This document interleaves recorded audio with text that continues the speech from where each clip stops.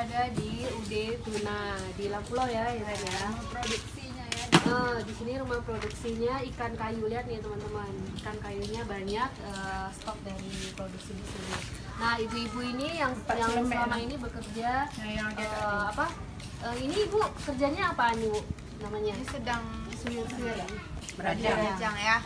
Oh, dirajang. Proses perajangan. Proses perajangan. Ini untuk kemamah yang chip itu ya. Iya. Ini dirajang dulu baru dijemur ya? Iya. Cuma rajang dijemur. Oh, habis itu baru bisa diolah. Nggak dijemur baru di packing berarti ya. Biasanya sehari itu bisa sampai berapa banyak bu? Untuk iris-iris ini?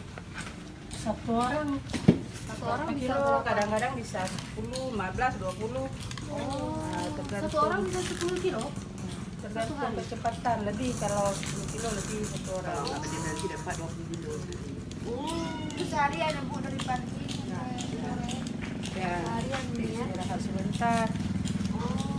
Sholat sama makan. Iya lagi.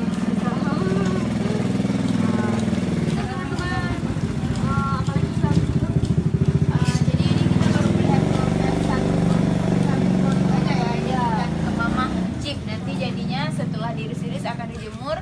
Tempat penjemurannya di sebelah sana, nanti kita bakal ke sana juga ya.